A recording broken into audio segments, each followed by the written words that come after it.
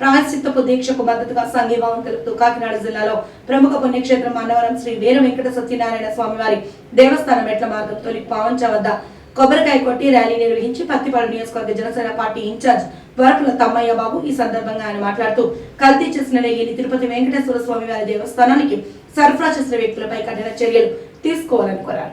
కమిషన్లకు కక్కుర్తిపడి వారికి కాంట్రాక్ట్ ఇచ్చిన అధికారులు వైసీపీ నాయకులపై కూడా కఠిన చర్యలు తీసుకోవాలని డిమాండ్ చేశారు. 151 సీట్లున్న వైసీపీ ఆ స్వామివారితో పెట్టుకోవడం వల్ల 11 సీట్లకు పరిమితమైందన్నారు. అనంతరం గ్రామంలో భారీ ర్యాలీ నిర్వహించారు.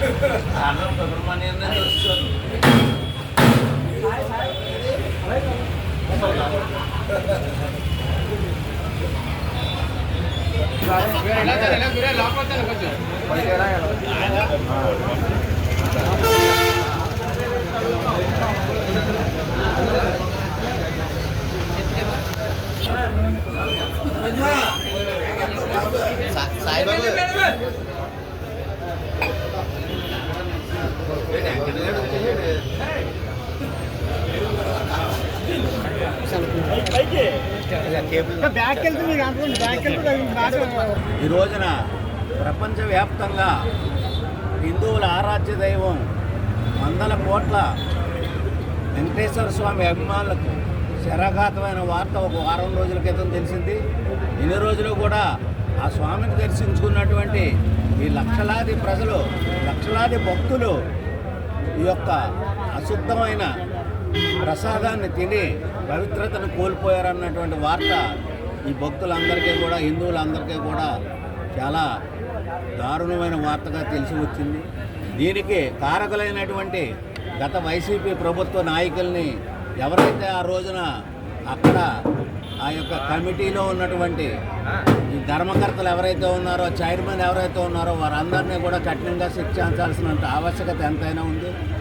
ఈరోజు రాష్ట్రంలో ఇన్ని దారుణ కాండలకు పాల్పడినటువంటి వైసీపీ ప్రభుత్వం మరి భగవంతుడిని కూడా వదలకుండా హిందువులకు అందరికీ కూడా ఆరాధ్యదైన వెంకటేశ్వర స్వామిని కూడా రాజకీయం చేసి, ఆ స్వామిని కూడా వ్యాపారం చేసి డబ్బులు సంపాదించుకున్నటువంటి మూర్ఖులైన భక్తులు ఆ యొక్క వైసీపీ నాయకులు.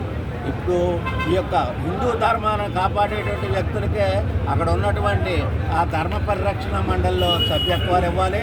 అటువంటి పని చేయకుండా వేరే మతాలకు సంబంధించిన వారికి అక్కడ చైర్మన్లు, కార్యకర్తలకు అవన్నీ కూడా ఇచ్చినటువంటి జగన్మోహన్ రెడ్డిని గట్టిగా శిక్షించాల్సినటువంటి ఆవశ్యకత ఎంతైనా ఉందని చెప్పి ఈ సందర్భంగా తెలియజేస్తాం.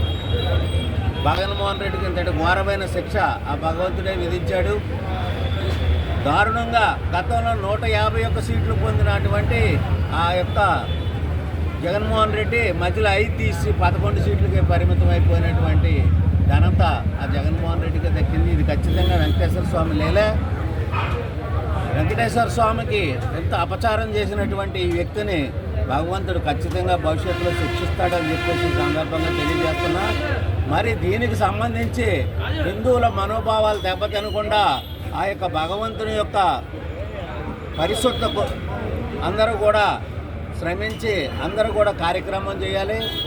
దీనికి సంబంధించి మన జనసేన పార్టీ అధ్యక్షుడు పవన్ కళ్యాణ్ గారు ప్రత్యేకంగా దీక్ష కూడా చేపట్టి ఉన్నారు.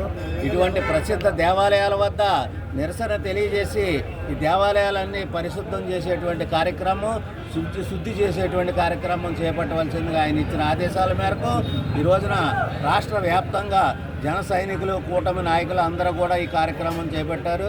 మరి వెంకటేశ్వర స్వామి చాలా అనేకమైన విశేషమైన కార్యక్రమాలు చేసేటువంటి దేవుడు. అటువంటి దేవుణ్ణి కూడా కించపరిచినటువంటి వైసీపీ నాయకులకి ఖచ్చితంగా భవిష్యత్తులో మరింత శిక్ష పడేటువంటి అవకాశం ఉంది. ఈ రోజున ఇంతటి వ్యాపారం చేస్తున్నటువంటి ఈ జగన్మోహన్ రెడ్డి ఇక్కడ ఆవు నెయ్యి ఏదైతే ఉందో అది కేజీ 800 రూపాయలు అమ్మేటువంటి పరిస్థితి మనందరికీ కూడా తెలుసు. దాన్ని 390 రూపాయలకి మన రాష్ట్రం కాదు, మన భాష కాదు, ఎక్కడి నుంచో తీసుకొచ్చి ఇస్తాం, సప్లై చేస్తామంటే వాళ్ళు ఇచ్చేటువంటి కమిషన్లకు కక్కుర్తుపడి ఆ నెయ్యిని తీసుకొచ్చి ఇక్కడ పెట్టినటువంటి ఆ ధర్మకర్తల మండలి నాయకుడైనటువంటి వైవి సుబ్బారెడ్డిని, అప్పట్లో ఆ ధర్మకర్త మండలిలో ఉన్నటువంటి సభ్యులందరినీ కూడా కఠినంగా శిక్షించాల్సినటువంటి ఆవశ్యకత. ఇది రాజకీయం కాదు, హిందూ భక్తుల యొక్క మనోభావాలను దెబ్బతీసేటువంటి ఒక పెద్ద అపచారం ఇది.